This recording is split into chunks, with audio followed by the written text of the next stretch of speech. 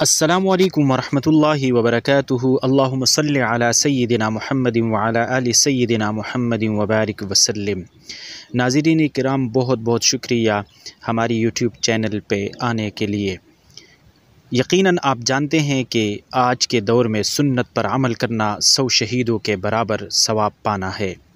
حضرت عمر بن خطاب رضی اللہ عنہ سے روایت ہے کہ آپ صلی اللہ علیہ وسلم نے فرمایا کہ مل کر کھایا کرو، الگ الگ نہ کھائیو، کیونکہ جماعت کے ساتھ کھانے میں برکت ہے۔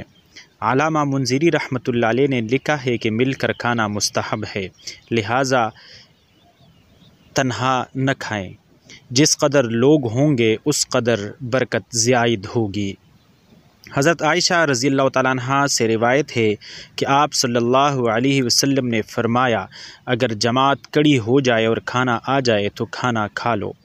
امام بخاری رحمۃ اللہ تعالیٰ علیہ نے امام نافع رحمۃ اللہ علیہ سے نقل کیا ہے کہ ابن عمر رضی اللہ تعالیٰ عنہ کھانا کھا رہے تھے اور آپ کی قرات سن رہے تھے، یعنی قرآن سن کر کھانا نہیں چھوڑا۔ علامہ عینی رحمۃ اللہ علیہ نے بیان کیا کہ کھانے کو جماعت پر مقدم کرنے کا حکم اس وجہ سے ہے کہ قلب فارغ ہو جائے، دھیان نہ لگا رہے۔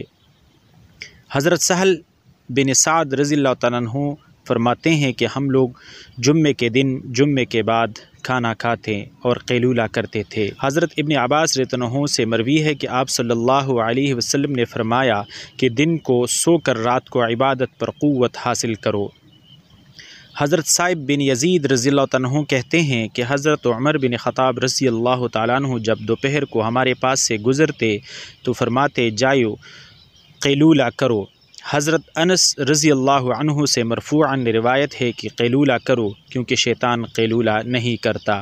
ناظرین کرام، اس بات سے ان حدیث سے یہ معلوم ہوا کہ قیلولہ کرنا مسلمانوں کا کام ہے اور مسلمان قیلولہ کر سکتے ہیں، شیطان قیلولہ نہیں کر سکتے ہیں، اور قیلولہ مستقل سنت ہیں۔ اللہ تعالی ہم سب کو سنتوں پہ عمل کرنے کی توفیق عطا فرمائے۔ وما علینا الا البلاغ۔ السلام علیکم ورحمۃ اللہ وبرکاتہ۔